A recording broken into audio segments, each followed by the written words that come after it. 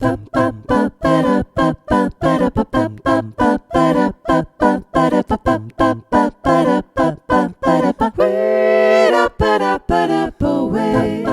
à toutes, bonjour à tous et bienvenue dans Chanter en chœur, ça s'apprend, le podcast des amoureux du chant choral. Je suis Anne Le Goff, chanteuse, chef de chœur et professeure de chant depuis plus de 20 ans. Et ici, nous parlons de voix, de chant et plus particulièrement de chanter ensemble. Les liens, bonus ou images dont je vous parle dans les épisodes sont à retrouver sur mon site annelegoff.fr. D'habitude, Le Goff, ça s'écrit en 2 mots et j'y tiens beaucoup, mais pour cette fois, Anne Le Goff, c'est tout attaché. Alors, si vous avez bien fait votre échauffement, c'est parti pour l'épisode d'aujourd'hui.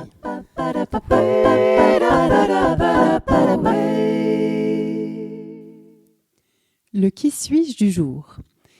Depuis 6 ans, je participe tous les 15 jours à un atelier d'écriture. Alors, je ne sais pas si vous avez déjà fait ça, mais moi, j'adore. Ça s'appelle les ateliers pieds nus. C'est orchestré par Bruno Poissonnier, qui est écrivain. Et c'est toujours un plaisir déjà de se retrouver. D'abord pour partager ensemble ce que chacun aura apporté à boire et à manger. Et je dois dire qu'on est plutôt chanceux en la matière. Et puis ensuite, bien sûr, pour écrire. Écrire, ça peut parfois sembler être une activité très solitaire. Là, dans ce cadre, l'idée, c'est bien d'écrire seul, mais ensemble, entouré des autres et de leur énergie.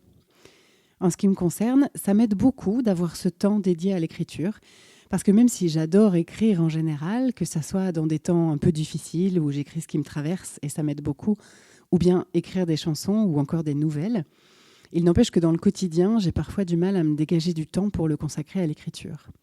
Et puis aussi, chez moi, l'écriture prend plus souvent la forme d'une inspiration. Quelque chose me vient à un moment et il faut que je l'écrive. C'est plus difficile pour moi de me dire à telle heure, je me mets derrière ma feuille et j'écris. Donc ces ateliers, ils sont géniaux pour ça parce que Bruno nous propose des consignes, 3 par soirée, où on passe d'une consigne d'échauffement à une consigne plus ouverte et enfin à une nouvelle, avec parfois un thème pour l'année en ce qui concerne les nouvelles. Ces consignes, c'est un peu comme dans l'improvisation libre dont je vous ai parlé dans l'épisode 12. Elles sont là pour ouvrir le champ des possibles. La contrainte ouvre l'imagination finalement. Et elle nous pousse aussi parfois dans nos retranchements, dans des endroits où on ne serait pas allé tout seul.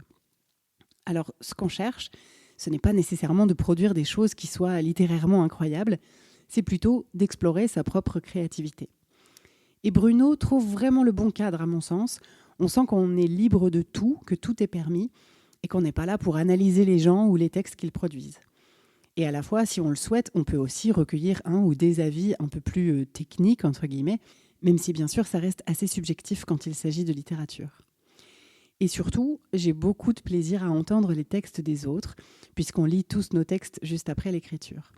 Je trouve ça toujours très émouvant de voir de si jolies choses qui naissent, juste comme ça. Aujourd'hui, je voudrais aborder un thème qui me titille depuis quelques années, c'est l'idée de chanter faux. Dans la vie de tous les jours, énormément de gens me disent qu'ils chantent faux. Quand on me demande ce que je fais, après on me dit « Oh là là, moi je ne sais pas du tout chanter, je chante faux, c'est une catastrophe » ou ce genre de choses. Et ça m'intéresse beaucoup parce que la plupart du temps, ce n'est qu'une croyance. J'ai aussi des élèves qui sont venus à moi dans les dernières années avec ce préalable. Nous, on adore chanter, mais le problème c'est qu'on chante terriblement faux et c'est super moche. Voilà en gros le discours au départ. Et moi, j'adore ça, parce que très rapidement, on va pouvoir déconstruire cette idée. Donc, dès maintenant, je vous invite, si vous connaissez quelqu'un qui est persuadé de chanter faux, à lui proposer d'écouter cet épisode.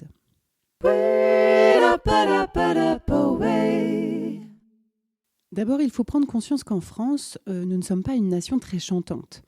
Il y a des familles où on chante très librement, bien sûr, mais d'autres aussi où c'est beaucoup moins habituel. On chante un peu à l'école parfois, mais pas toujours. Et en tout cas, c'est moins ancré dans notre quotidien que dans d'autres pays européens ou sur d'autres continents. Il faut voir aussi qu'on a tendance à, d'une certaine manière, ridiculiser les gens qui chantent. Qui n'a pas entendu dire « mais tu chantes comme une casserole, tu vas faire tomber la pluie » ou ce genre de choses, parfois même sans du tout avoir cherché à écouter d'abord. Même à la télé, par exemple, la question du chant est traitée de manière assez particulière. Bien sûr, il y a des émissions spécialisées là-dessus, je pense à la Starac à l'époque ou à The Voice maintenant. Bon, d'abord, ce qu'on peut remarquer, c'est que le niveau a sacrément augmenté depuis une 20aine d'années. Si on compare les gens qui se présentent aujourd'hui à The Voice, on a quand même des gens beaucoup plus aguerris techniquement, vocalement et même aussi musicalement par rapport à ceux qu'on entendait il y a 20 ans. Alors moi, je n'ai pas vraiment suivi une saison complète depuis très longtemps, mais quand je jette une oreille, c'est ça qui me frappe. Et l'autre chose qui me frappe, c'est que parfois les commentaires des jurés me paraissent pour le moins douteux. Mais ça, c'est encore autre chose. Mais à part ces émissions qui sont centrées sur la voix, j'ai pu noter que le traitement du chant est assez étrange. Par exemple, souvent, quand un candidat d'une émission lambda, alors ça pourrait être Top Chef ou ce genre de choses, quand un candidat va se mettre à chanter quelque chose, on va coller dessus, souvent, la version originale. Alors le rendu, la plupart du temps, c'est quelque chose de très très moche, soit parce que la personne ne va pas au même tempo que l'original, soit parce qu'elle ne chante pas dans la même tonalité. Et du coup, par ce simple montage, on va donner l'idée que la personne chante faux, alors que ce n'est pas vrai du tout. Dégueulasse, non ?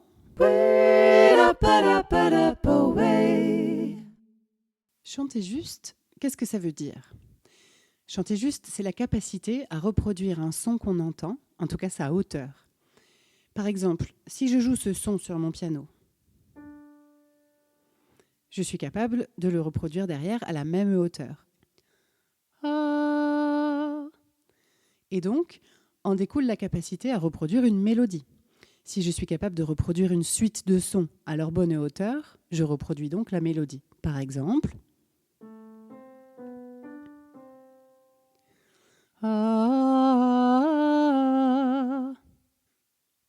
Maintenant, chanter juste, c'est aussi justement chanter les bonnes hauteurs de notes relativement les unes aux autres. Par exemple, si je prends cette même mélodie, je peux effectivement la chanter dans la même tonalité. Mais je peux aussi la chanter plus bas. Ou plus haut.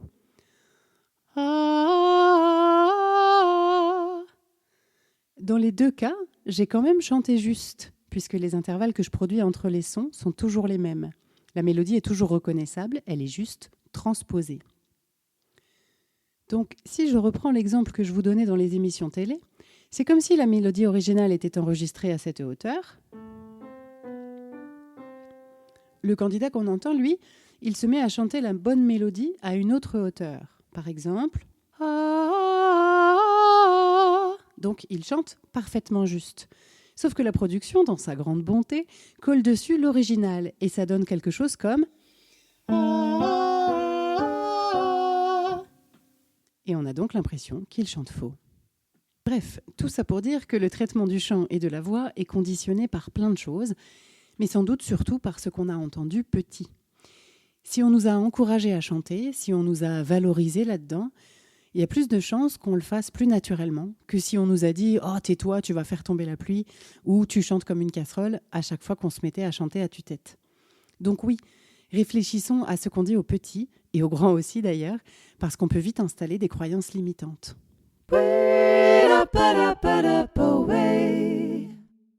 Chanter faux, alors je veux dire chanter vraiment faux de manière continue et pour toujours, ça s'appelle l'amusie. Et ça touche environ 4% de la population. En fait, c'est un trouble neurologique qui atteint la perception des sons. Donc, un amusique va éprouver de la difficulté à identifier des sons différents. Par exemple, si on lui joue une mélodie sans les paroles, il ne pourra pas la reconnaître.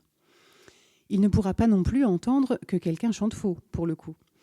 En fait, pour un amusique, les notes, les mélodies, les harmonies ou même parfois les rythmes ne font pas sens. Mais donc, l'amusie, c'est rare. Il y a plein d'autres raisons qui peuvent nous laisser penser qu'on chante faux, alors que ce n'est pas vrai, ou qu'en tout cas, ça peut se travailler et se régler très facilement. Bonne nouvelle pour tous ceux qui disent « Moi, j'aimerais bien chanter » ou « J'aimerais bien prendre des cours de chant » ou « J'aimerais bien chanter dans une chorale, mais je chante trop faux ». Par exemple, il y a des gens qui, simplement, ne se sont jamais vraiment entendus et qui ont une perception intérieure qui est erronée. Donc ça, en apprenant à s'entendre, ça se règle facilement. Il y a aussi des gens qui ne prennent pas le temps d'écouter. L'écoute, on en a longuement parlé dans l'épisode 16, ça se travaille, ça s'éduque, et ce n'est pas inné pour tout le monde. Surtout l'écoute active du chanteur qui sert aussi à préparer la place vocale du son qu'il va ensuite produire. Donc ça aussi, en quelques cours de chant, c'est réglé la plupart du temps, parce qu'on apprend à prendre son temps, à écouter une note, à la chanter intérieurement, puis à la produire. Et puis très vite, le geste devient instinctif et on n'a plus besoin d'y réfléchir. En plus, pour chanter, il faut travailler sur la connexion entre l'oreille et la voix. Ça peut être instinctif pour certains, moins pour d'autres, mais ça ne veut pas dire du tout que ça ne va pas se corriger très facilement. En fait, avec juste un tout petit peu de pratique, la plupart du temps. Ensuite, il y a aussi tout un tas de paramètres extérieurs. Par exemple, on peut avoir un stress associé au fait de chanter. Soit parce qu'on a une pudeur par rapport au chant. C'est vrai que pour certains d'entre nous, et j'en fais partie, quand bien même c'est mon métier, chanter c'est quelque chose d'intime, quelque chose qui nous dévoile, donc ça ne va pas sans une petite pression intérieure. On peut aussi être quelqu'un de très exigeant envers soi-même. On ne pourrait pas supporter de faire quelque chose qui ne serait pas parfait. On peut aussi, comme j'en parlais plus tôt dans l'épisode, avoir été inhibé, je dirais, par des petites phrases du type « tu vas faire tomber la pluie ». Toutes ces choses-là font qu'au moment de chanter, le corps n'est en fait pas du tout dans la bonne disposition et le cerveau ou l'inconscient non plus, potentiellement. Alors on va, plus que chanter, chantonner, ce que j'appelle chanter petit. On ne va pas vraiment oser, pas chanter avec le corps. Quand on fait ça, ce qui se passe, c'est qu'on n'envoie pas vraiment d'air dans nos tuyaux, donc ça ne peut pas marcher. Et du coup, ça ne fait que nous confirmer qu'on n'y arrive pas, comme un biais de confirmation. Dans l'épisode 2, je vous avais un tout petit peu parlé des biais cognitifs. Eh bien, il existe le biais de confirmation. Quand on est convaincu de quelque chose, on va trouver tout ce qui vient confirmer ce qu'on croit, soit en se mettant dans des situations qui vont nous le confirmer, soit en ne voyant que ce qui nous le confirme dans les situations qu'on vit. Sauf que la réalité, là, en ce qui nous concerne, c'est qu'on n'a pas vraiment essayé. Si on ne prend pas le temps d'écouter, de bien respirer et de produire un son avec de l'air et en essayant de bien le faire, on n'a pas une véritable réponse. C'est un peu comme si on essayait de jouer de la flûte sans vraiment souffler dedans. Il y a peu de chances qu'on obtienne la note qu'on imagine. D'ailleurs, ça soulève une autre question dans le fait de chanter juste ou faux, c'est d'imaginer à l'avance le son qu'on va produire. Ça aussi, ça se travaille. C'est l'écoute intérieure, donc le fait d'entendre à l'avance et à l'intérieur de soi la note qu'on va vouloir chanter pour que tout l'appareil vocal se place en conséquence. En ce qui me concerne, je chante depuis une bonne 30aine d'années. Je sais que je chante juste. Et pour autant, quand je suis dans certaines situations en particulier où je ne prends pas le temps d'écouter, où je n'ai pas parlé ou chanté depuis un moment, par exemple, oui, il peut m'arriver de chanter faux. Par exemple, vous êtes en train d'écouter un concert. Et là, l'artiste vous fait soudain répéter une phrase. Si ce n'est pas exactement dans votre tessiture, que ça fait un moment que vous étiez silencieux, que vous vous lancez direct, oui, vous allez pouvoir chanter faux sur la première phrase avant de retomber sur vos pattes. Oui, moi aussi, ça m'arrive de chanter faux dans ce genre de cadre. Et oui, ça peut aussi parfois prendre un peu plus qu'une phrase pour se replacer. Mais j'ai un scoop pour vous, ce n'est pas grave. Ça ne veut pas dire qu'on chante faux dans l'absolu. Donc vraiment, si vous avez envie de chanter, mais que vous croyez que vous chantez faux, sautez le pas. Allez prendre un cours de chant, ne serait-ce qu'une fois, pour vous donner l'opportunité de découvrir que peut-être, c'est juste que vous n'utilisez pas votre voix exactement de la bonne manière. Et qu'en 2 temps 3 mouvements, ça peut être corrigé, et que donc vous pourrez effectivement prendre du plaisir à aller chanter dans une chorale, par exemple. En bonus aujourd'hui, je vous propose de lire un des textes que j'ai écrits dans l'atelier d'écriture dont je vous parlais dans le Qui suis-je. Parfois, j'y ai écrit des textes qui sont devenus des chansons, parce que j'adore écrire en vers et en rime. C'est un peu une contrainte que je m'impose à moi-même, d'ailleurs, quand je ne suis pas très inspirée par une consigne. En général, ça ouvre mon imagination. Mais là, il s'agit d'un texte en prose. Alors, j'en ai choisi un qui est en lien avec la musique, pour rester dans le sujet de ce podcast. Alors, bien sûr, quand j'écris des textes pour en faire quelque chose, je les retravaille un peu, je les peaufine. Ici, je vous livre vraiment un premier jet que je n'ai pas retravaillé, qui a été écrit tel quel en atelier. Donc, comme en atelier, je vous demande bien sûr votre indulgence sur les choses qui pourraient toujours être perfectionnées.